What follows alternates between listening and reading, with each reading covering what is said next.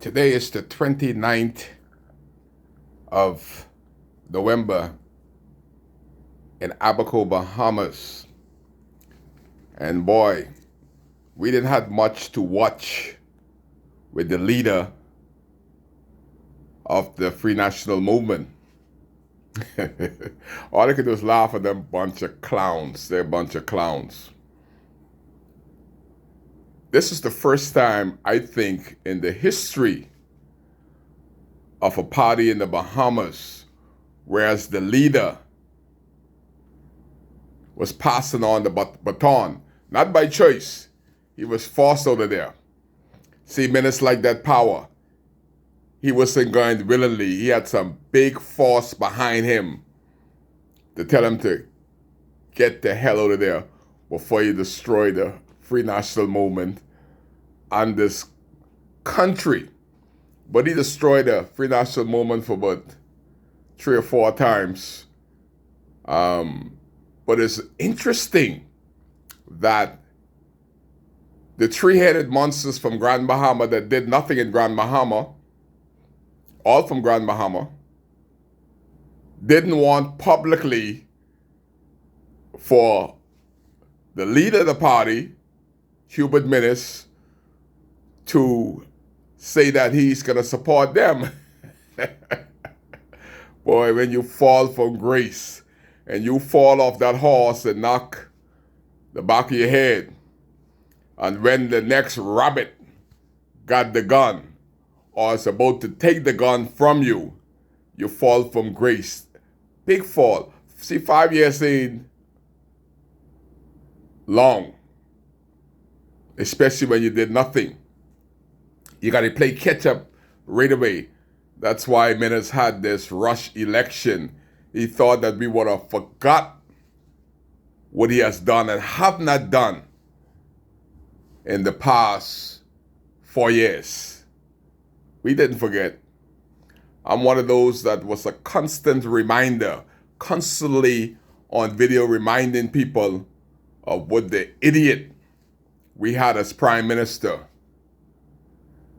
But it's interesting that nobody wanted to come to camera and accept that Minnis is throwing his support behind them, because they recognize, finally, after that cut behind, how weightless he is. But interestingly enough, everybody that went for the race is from Grand Bahama. I don't know, those boys in Nassau are gun shy. Nobody from Nassau wanted to run for leadership. Three-headed monsters from Grand Bahama that were there for 4 years, and you had 5-headed monsters in Grand Bahama, and Grand Bahama is no better off than before they were there. But you had 5. The one who's the leader now, what did he do? Them 2 other monsters, what did they do? Nothing. I didn't even know how they could show up, especially Hiram Lewis. Hiram ain't got no shame, man. He's shameless. I don't know how the hell. I still got to come to Grand Bahama and ask them people if they lost their minds to re-elect Hiram Lewis. I got to go down there and see what's going on. That's a pilgrimage that I have to do in Grand Bahama. But tell me something. Because you're the leader, all of a sudden you're going to grow some brains? You ain't had nothing before you become the leader, so automatically you're going to grow some brain.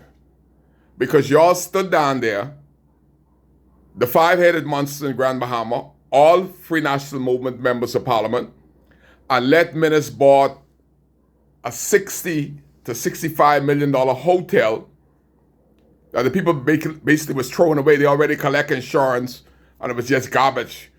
And the interesting about it is that all 5 of y'all knew that hotel was available. And before you put those people in that structure during the passage of Hurricane Dorian, you let them sit in the low-lying areas and died. All of y'all. the leader included. And then you let minutes give it away, give it back away. That's the type of leadership you had in Grand Bahama.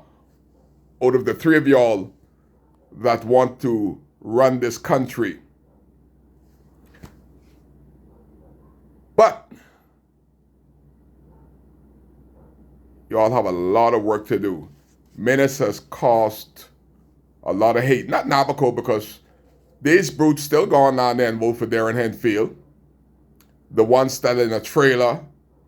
I see people in the bushes down there in Murphytown and got FNM stickers all around the little tent, while Darren Henfield was building his dream home in the back of Murphytown, 3-bedroom house overlooking the water. And y'all still went and voted for Darren Henfield when he let hundreds of thousands of dollars of material sit in the pine yard and rot. Didn't do anything about him until Kai was brave enough to go there and take the video to show you all what was going on. Then he came right down here in Grace Baptist and took enough material out of the church to build an office on Front Street, Dundastan, and leave that brick wall was going to be an eyesore, Front Street, Dundastan, for the rest of our life.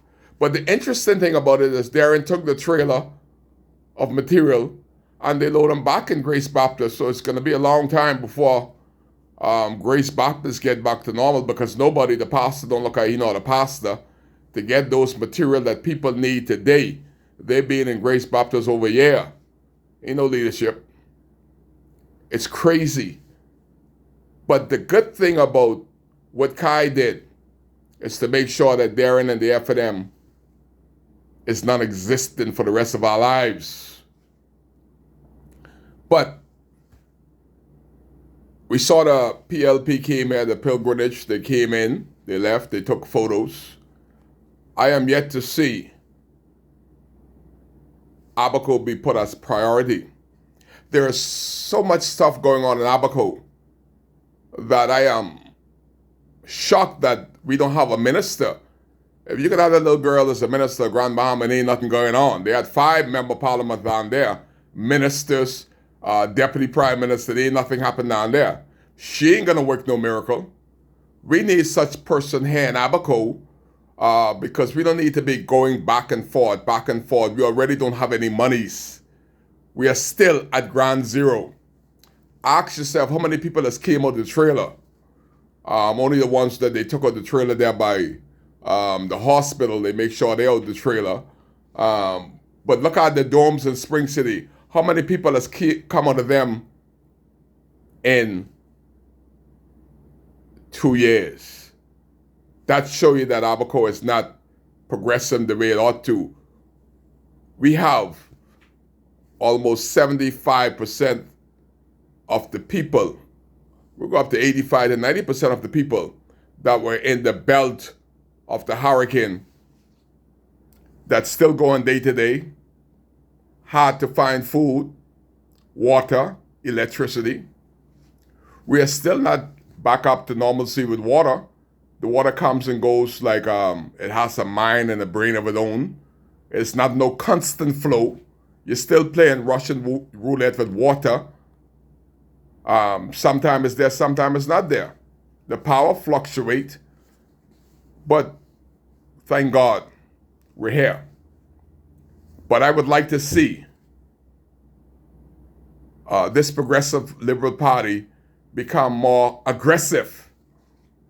How could you leave these people in place that went out there campaigning with Darren, trying to sell a dead horse? I was up on the dock with the minister. I raised hell up there because why is this port controller still there?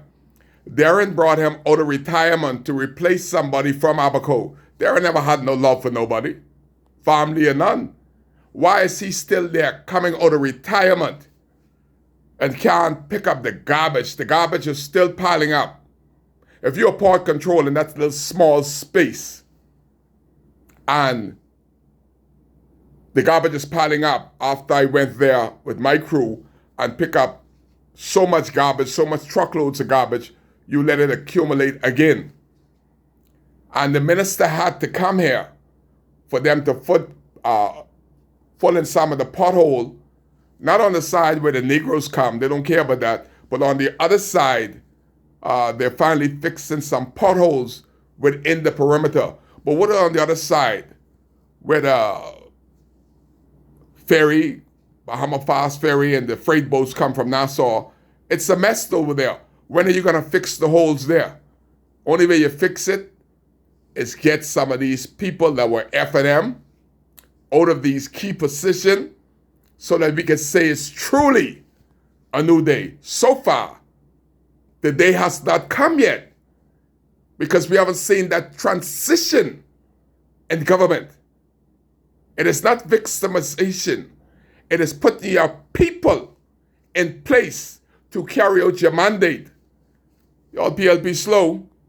2 years later, these brutes and buggers and those red shirts, they're still in these key positions. You want Kai to point them out to you? They didn't have no love for nobody, just them little F&M jobs. They need to go. That, to Kai Mills, would be a new day because I still care.